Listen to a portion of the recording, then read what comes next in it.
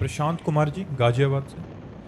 राधे राधे महाराज जी। महाराज जी, एक एकांतिक वार्तालाप में आपने कहा था कि स्वाति की बूंद केले पर गिरे तो कपूर बन जाती है, सांप के मुंह में जहर, सीपी में मोती और चातक के मुंह में गिरे तो जीवन बन जाती है। महाराज जी, चातक जैसी अनन्यता भजन में कैसे लाएं?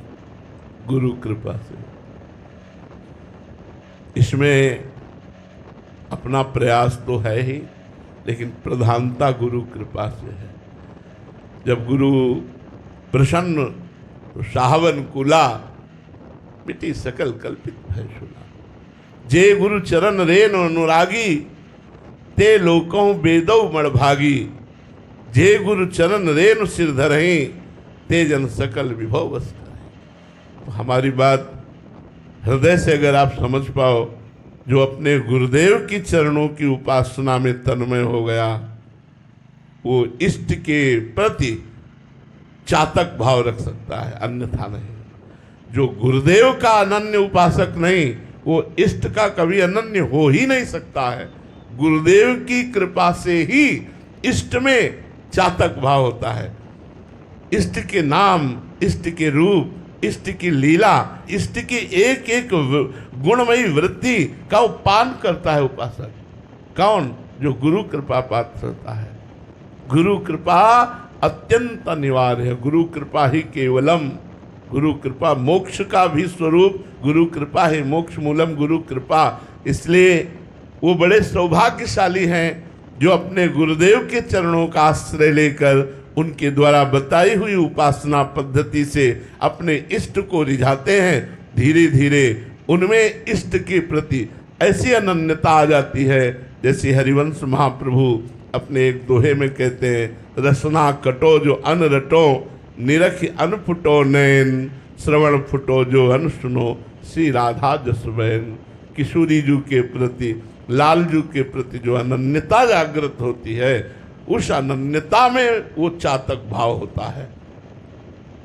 राहो को काहू मन ही दिए, मेरे प्राणनाथ श्री श्यामा, शपथ करो तृण छिए, राहो को काहू मन ही दिए। अनन्यता, प्रेम में अनन्यता ही चातक स्वरूप है। एक बार पूज्य भाई जी से हनुमान प्रसाद पोद्दार जी महाराज ने लीला का वर्णन किया, अनन्यता चातक स्वरूप का, कि गोपी जनों के बीच में भगवान रास रासेश्वर और स्वामिनी जो विराजमान है, तो प्रेम में अधिक बातें जबान से नहीं होती, नेत्रों से हुआ करती हैं। प्रेमियों की अधिक बातें नेत्रों से होती हैं। जो उच्च कोटि का प्रेम होता है वो नेत्रों से बात करते हैं। तो प्यारी जू और प्यारे जू के नेत्रों ने बात की, एकांत में बैठकर कोई रसमयी चर्चा की, इशारा हो गया बातचीत में। सब खोए हुए थे, इतने में ठाकुर जी अंतर्ध्यान हो गए। ये ब्रज लीला की अंतर्गत की बात है। निकुंज में तो ऐसी सामर्थ्य नहीं है कि अंतर्ध्यान हो, ये निकुंज में नहीं है।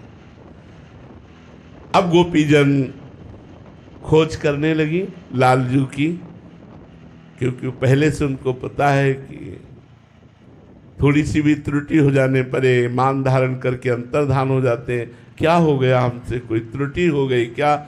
हा कृष्ण खोज रहे। तो जिस निकुंज में प्रियालाल ने परस्पर इशारा किया था, वहां बैठकर रसमयी वार्ता करने का, खोजती उसी कुंज में पहुंच गई। लालजू ने देखा कि सब गोपी जन आ गए, अभी प्रियाजू तो आए नहीं, तो उन्होंने दो भुजाएं और बढ़ा ली। आपको चातक की बात कहते हैं, दो भुजाएं बढ़ा ली। वृंदावन के बाद मथुरा में चार भुजाधारी ही रहे, मथुरा द्वारिका चार भुजाधारी ही रहे। गोपीजन नजदीक गई, बिल्कुल भाव नहीं बना। प्रणाम किया और कहा, हे चतुर्भुज नारायण, आप हम पर ऐसी कृपा करें, मेरे लाडले श्याम सुंदर शीघ्र ही मेरे नेत्र गोचर हो।